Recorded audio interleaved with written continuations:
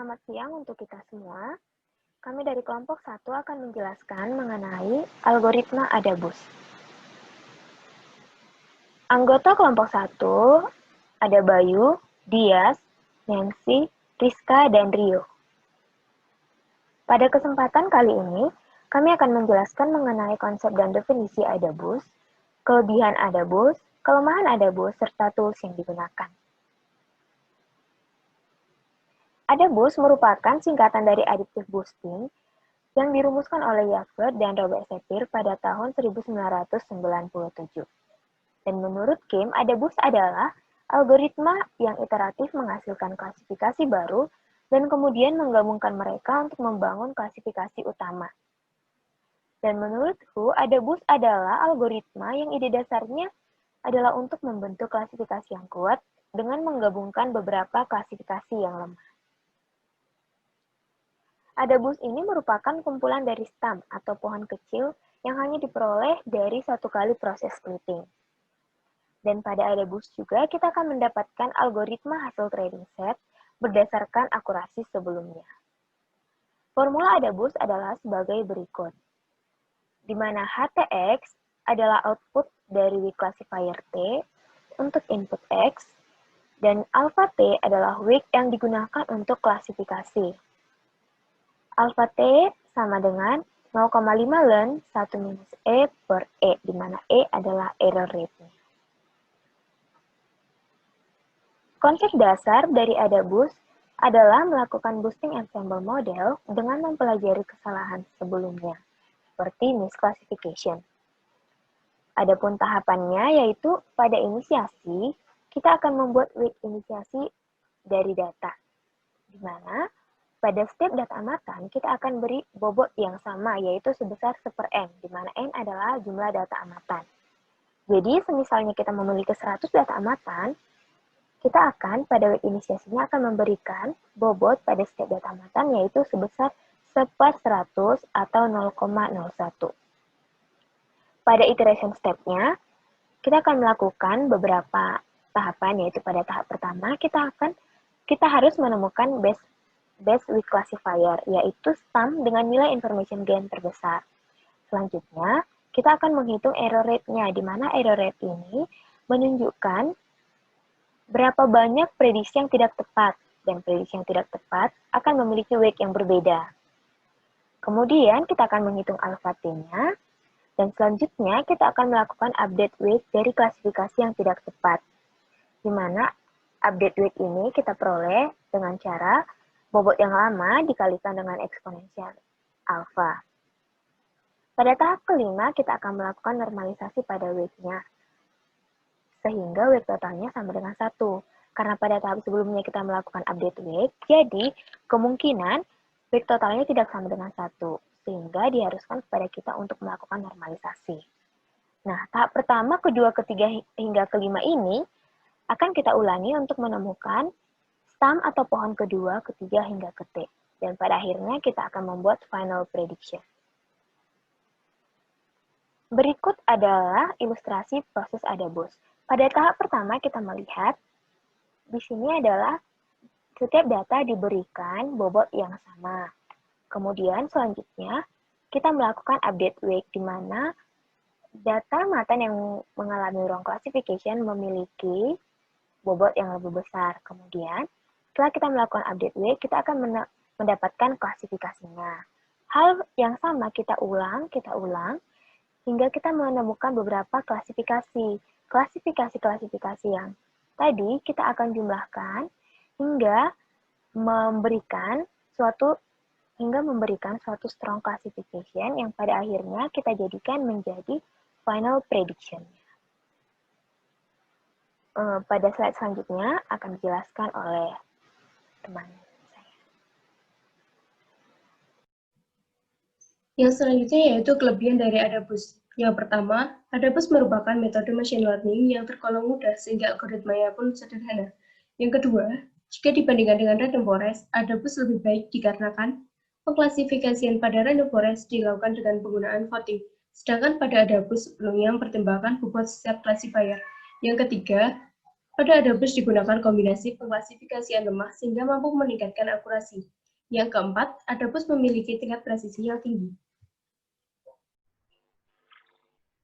Baiklah, setiap algoritma punya kelebihan dan kekurangan. Di balik kelebihan yang sudah dijelaskan, di sini saya akan memaparkan sedikit kekurangan dari algoritma Adabus. Yang pertama, Adabus sangat sensitif terhadap data outlier atau noisy data. Kita ketahui algoritma Adabus itu sendiri difokuskan pada memperbaiki atau mengoreksi errornya. Jadi ketika kita ingin menggunakan algoritma ini, sangat disarankan untuk menghilangkan noisy data atau data outlier terlebih dahulu. Kemudian yang kedua yaitu rentang terhadap overfitting. Nah, algoritma Adabus kita ketahui merupakan kumpulan dari weak classifier. Nah, ketika weak classifier yang ini terlalu lemah dan mengandung noisy data, ini akan mengakibatkan overfitting. Dan yang terakhir, algoritma Adabus itu sendiri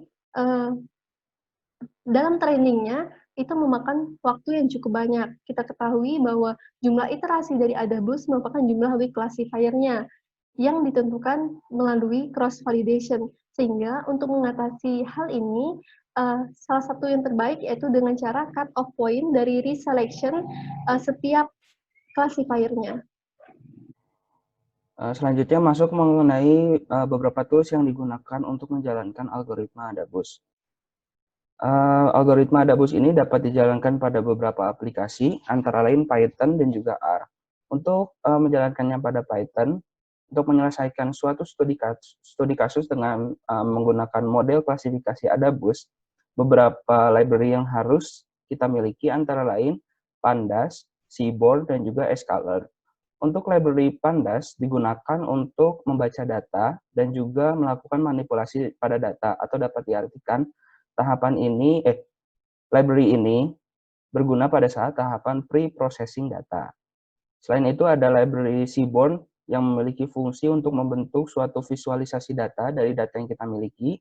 Dan yang terakhir ada sklearn yang merupakan salah satu library machine learning pada Python untuk menjalankan klasifikasi secara ensemble seperti Adabus, Random Forest, Gradient Boost, dan lain-lainnya. Kemudian untuk menjalankannya pada R, package yang harus dimiliki antara lain ada Bake yang digunakan untuk melakukan klasifikasi dengan metode Adabus. Beberapa fungsi yang digunakan pada package ini antara lain fungsi boosting yang memiliki tujuan untuk membentuk suatu model klasifikasi dengan pendekatan metode Adabus ini. Kemudian ada fungsi boosting.cv dengan tujuan untuk membentuk suatu model klasifikasi dengan metode Adabus, namun melalui tahapan cross validation. Dan yang terakhir ada fungsi predict.boosting yang memiliki tujuan untuk membentuk suatu hasil prediksi dari model klasifikasi Adabus yang telah kita buat sebelumnya. Untuk package tambahan lainnya ada package Caret yang digunakan untuk memunculkan confusion matrix dan mendapatkan informasi terkait akurasi, spesifisitas, dan sensitivitas dari model klasifikasi yang kita miliki.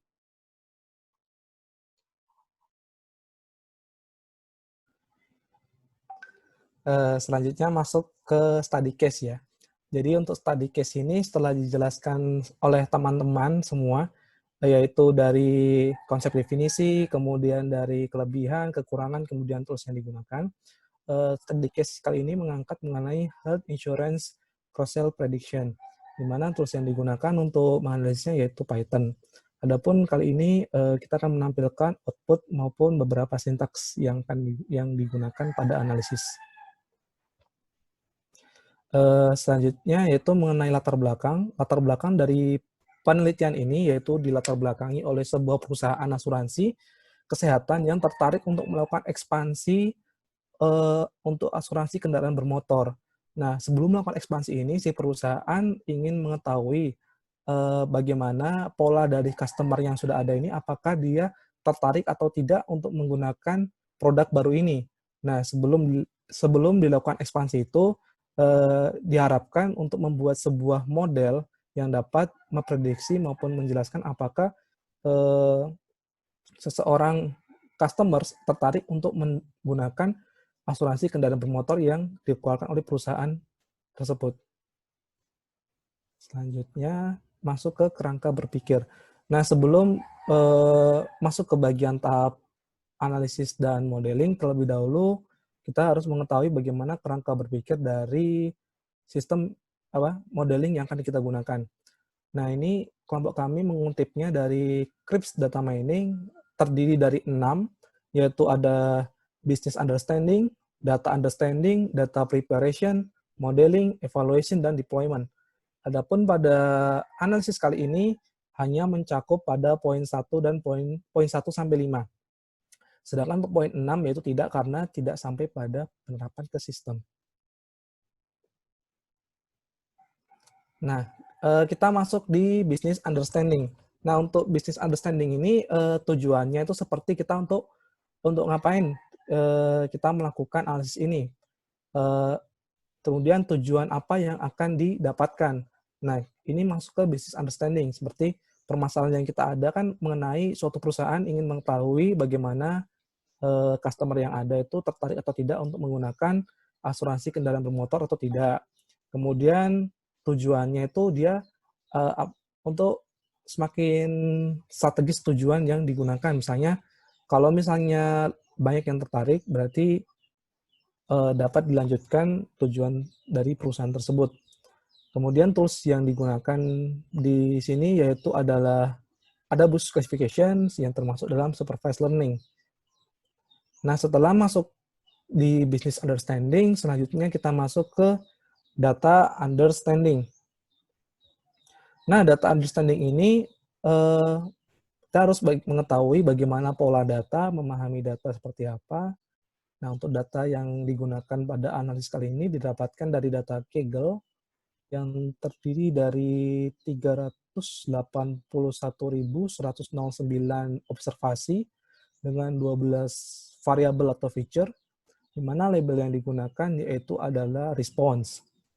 Kemudian variabelnya ada di sebelah kiri, yaitu ada ID, gender ini ada laki-laki perempuan, age usia, kemudian driving license, ada 0 untuk yang tidak, 1 yang memiliki, kemudian region code, previously insured, apakah dia sudah mengasuransikan kendaraannya atau belum, kemudian 0 yang belum, kemudian vehicle age, usia dari kendaraannya, kemudian vehicle damage, apakah kendaraan tersebut pernah rusak atau tidak, annual premium, yaitu adalah banyaknya premi yang sudah dibayarkan pada asuransi kesehatan oleh customer di perusahaan tersebut, kemudian policy sales channel, kemudian vintage itu adalah sejak kapan, banyaknya hari, sejak kapan si customer itu terhubung dengan si perusahaan. Kemudian response itu apakah customer tertarik atau tidak. Nah, ini untuk data understanding-nya bisa dilihat dari visualisasinya ya. Nah, untuk visualisasinya ada pertama itu driving license. Jadi kalau dilihat dari sini yaitu orang yang memiliki driving license itu dia terdapat sedikit yang tertarik untuk menggunakan asuransi kendaraan bermotor. Tetapi yang tidak memiliki driving license itu malah tidak ada sama sekali. Nah, kemudian untuk gender ada male dan female. Nah, ini polanya bersama ya antara laki-laki sama perempuan. Untuk yang tertarik juga tidak cukup banyak, sekitar 25 ribuan. Kemudian previously insured, yaitu apakah suatu kendaraan yang dimiliki oleh customer itu sudah diasuransikan atau belum. Untuk 0 itu belum, 1 itu sudah. Nah, ternyata yang belum diasuransikan itu customer-nya ada cukup banyak yang tertarik untuk menggunakan asuransi kendaraan bermotor. Sedangkan yang sudah memiliki asuransi kendaraan bermotor itu tidak tertarik. Hampir semua. Kemudian untuk vehicle age, yaitu usia dari kendaraan yang dimiliki oleh customer, itu ada lebih dari 2 tahun, 1-2 tahun, kurang dari 1 tahun. Nah, untuk yang 1-2 tahun, itu cukup banyak dibandingkan dengan kategori lainnya yang tertarik, hampir 40.000. Kemudian untuk yang selanjutnya ada vehicle damage, apakah kendaraan itu pernah rusak atau belum. Ternyata kalau kendaraan itu rusak, itu customer-nya cenderung terdapat yang tertarik untuk menggunakan asuransi kendaraan bermotor dibandingkan dengan yang tidak. Nah, kemudian kalau kita lihat di distribusi annual premium terhadap respon, jadi annual premium itu adalah premi yang sudah dibayarkan oleh customer yang sudah mengikuti asuransi kesehatan. Nah, kalau dilihat dari sini, yaitu semakin tinggi premi yang dibayarkan oleh customer, maka ketertarikannya dia terhadap asuransi kendaraan bermotor juga semakin kecil. Untuk premi yang sifatnya moderat, yang di tengah-tengah, yaitu sekitar 50.000 itu, maka peminatnya lebih banyak dibandingkan yang lebih dari 50.000. Kemudian untuk usia dan respon, nah untuk usia sendiri, untuk yang tertarik menggunakan asuransi kendaraan bermotor, itu berada pada usia 40-50 tahun. Sedangkan untuk usia lebih dari 60 dan usia kurang dari 30 tahun itu cenderung sedikit yang tertarik terhadap asuransi kendaraan bermotor. Kemudian untuk vintage itu adalah jumlah hari yang terhubung, jumlah hari ketika si customer itu terhubung dengan perusahaan. Jadi antara 50 sampai 300 hari terhubung itu sama saja. Nah, selanjutnya masuk ke data preparation. Nah, untuk data preparation itu ada beberapa ya, contohnya seperti data preprocessing. Nah, untuk data preprocessing pada penelitian kali ini itu hanya dilakukan seperti encode saja, encoding. Untuk data nullnya tidak ada. Untuk encodingnya itu pada variabel feature gender, yaitu untuk perempuan 0, laki-laki 1, dan kemudian untuk variabel usia kendaraan bermotor itu dibentuk menjadi dummy variabel. Nah, kemudian selanjutnya yaitu plot dari variabel respon ini menunjukkan adanya indikasi data imbalance, yaitu dilihat dari label 0 dan label 1. Nah, maka pada kelompok ini menggunakan oversampling, yaitu menggunakan smooth oversampling. Tujuannya untuk mengatasi imbalance data. Nah, dari hasil oversampling ini dapat dilihat bahwa antara label 0 dan 1 sudah hampir sama. Selanjutnya masuk ke modeling dan evaluation. Terdapat 3 ya. Sebenarnya ada satu lagi, yaitu di antara feature selection dan final model itu ada tuning hyperparameter. Tetapi pada kelompok kami tidak menggunakannya karena ketika melakukan running datanya membutuhkan runtime yang cukup lama. Nah, untuk feature selection-nya itu menggunakan sequential selection forward. Kemudian untuk final modelnya nanti akan menggunakan dari Adabus sendiri. Untuk feature selection ini sebenarnya ada banyak ya, ada SSF, ada SSB yaitu sequential selection backward, ada juga yang sequential selection float forward, ada juga yang float backward, jadi ada banyak. Nah, untuk hasil dari feature selection-nya itu kita menggunakan sintaks seperti yang di atas ini. Jadi untuk metodenya itu menggunakan Adabus, kemudian estimatornya sebesar 100, kemudian random state-nya itu sebesar 100. Random state ini kalau di R kemungkinan dia sama seperti set sheet ya.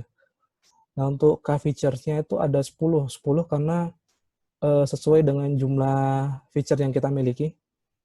Kemudian cross validation-nya itu 5. Kemudian yang digunakan untuk fitting-nya yaitu adalah data dari oversampling-nya yang sudah di oversampling.